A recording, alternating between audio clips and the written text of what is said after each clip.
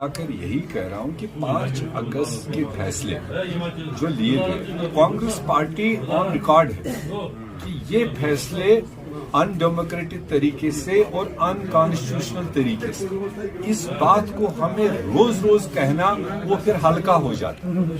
Congress party on the floor of house, जो पार्टियां आज यहाँ कह रही है, पार्लियामेंट में तो एक लफ्ज नहीं बोले। Congress party is on record there और कांग्रेस वर्किंग कमेटी का फैसला है जो 6 अगस्त 2019 का है कि जहां पूरी पार्टी ने इस चीज को मान लिया कि ये जो फैसले भारत सरकार ने जम्मू कश्मीर के लिए लिए, ये प्योरली अनकॉन्स्टिट्यूशनल, अनडेमोक्रेटिक। तो जब हम ये वर्ड कह ही चुके हैं, उसके बाद में जो वो कायदे कानून बना में रोज भेज रहे हैं, ये तो उसी का एक हिस्सा है।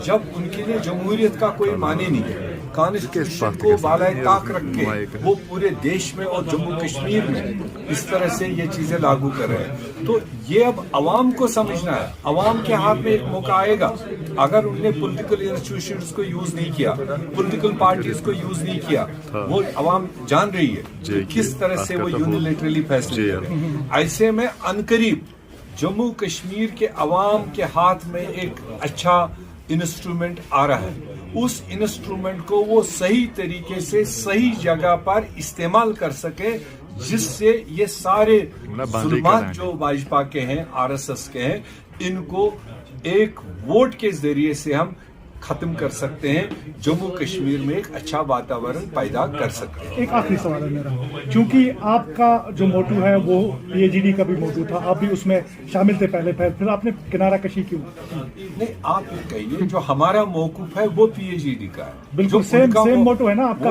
370 को लेकर। सुनिए, वो 7 महीने के बाद में एबीसी बोलने लग गए। मैं आपको रिपीट कर रहा हूं, जिस वक्त बिल आई, सडनली बिल आई, अनशेड्यूल तरीके से बिल आई, Congress party then and there बोल चुकी है on the floor of house. 4 घंटे कांग्रेस पार्टी ने, मतलब हमारी अपर हाउस में, राज्यसभा में 4 घंटे धरना लगाया वाइस चेयरमैन के सामने।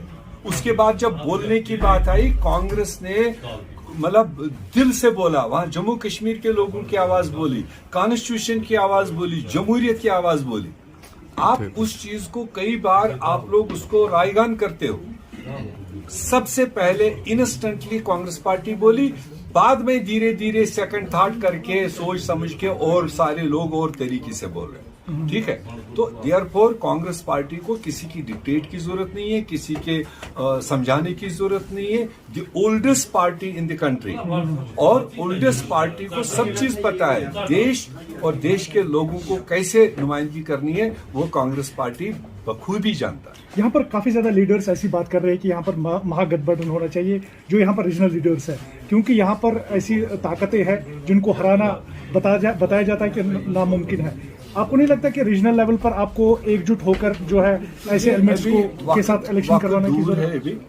अभी तो इस बात का भरोसा नहीं है कि भारतीय जनता पार्टी, जिनके हाथ में डिलिमिटेशन कमीशन की चाबी है, जो आज से 6 महीने पहले डिलिमिटेशन आना चाहिए था, व्हाई दैट इज डिलेड। अगर ये 2011 के सेंसस के मुताबिक उनको बनाना है, 7 सीटें देनी है और रोटेशन रिजर्वेशन देनी है, ये तो जो डाटा है that is available with them, तो उसको डिले कर रहे हैं।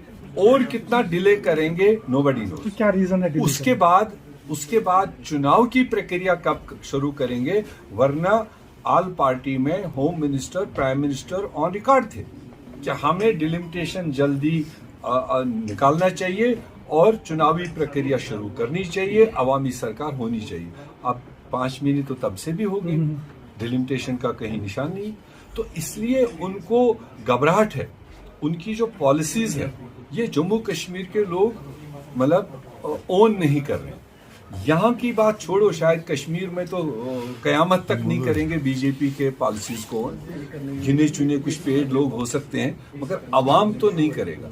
मगर जम्मू में जहाँ उनको सीटें मिलती आई, लोकसभा मिली और असेंबली मिली, आज उस फील्ड में भी लोगों को फील है, महसूस है कि बीजेपी दिन दिहाड़े हमें लूट रही है, महंगाई आसमान छूने वाली है, गैस, पेट्रोल, डीजल कहाँ पहुंच गया, आम खाने पीने की चीजें कहाँ पहुंची। आखिरकार उसमें सारे लाले लखपति तो है नहीं, गरीब आवाम है जम्मू कश्मीर में, और उस गरीब आवाम को दिन दिहाड़े वो लूट रहे हैं, और वो परकुलेट, वो सारे लोग समझ रहे हैं। वहां से जब ये फीलिंग ले रहे हैं कि if we will go for election, शायद उनको ये फीलिंग है कि चाहे वो कितने भी इधर उधर से पकड़ के लाएं, जितने भी खाए पिए लोग हैं उनको लाए, मगर अवाम शायद अब बीजेपी को सपोर्ट करने वाली नहीं है, इवन इन जम्मू। तो उस बात का घबराहट है उनको।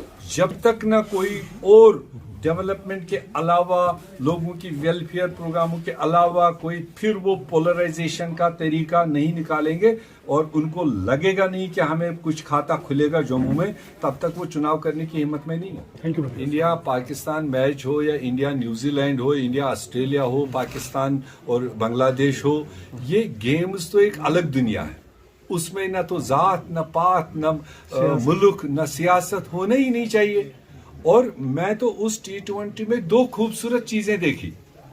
एक खूबसूरत चीज, इंडिया ने हारा, और इंडियन कैप्टन ने जिस तरह से पाकिस्तानी टीम को गले लगाया और उस कैप्टन को अप्रिशिएट किया, वो एक मिसाल है हमारे सामने।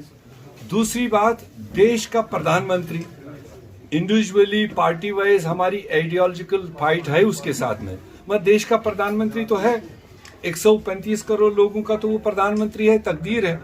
और देश का प्रधानमंत्री उसके बाद ट्वीट करके पाकिस्तानी टीम को मुबारकबाद देता है। जब देश का प्रधानमंत्री मुबारकबाद देता है तो देश के 135 करोड़ के बिहाफ से देता है। तो अब अगर उसने मुबारकबाद दिया और नीचे किसी बच्चे ने, किसी नौजवान ने उसी जज्बे के तहत, स्पोर्ट्समैनशिप के तहत में किसी के जीत पर अगर थोड़ी खुशी मनाई, तो उसके लिए अलग कानून क्यों है? देश के प्रधानमंत्री से शुरू करो ना। उसने ट्वीट किया, उसने मुबारकबाद दिया।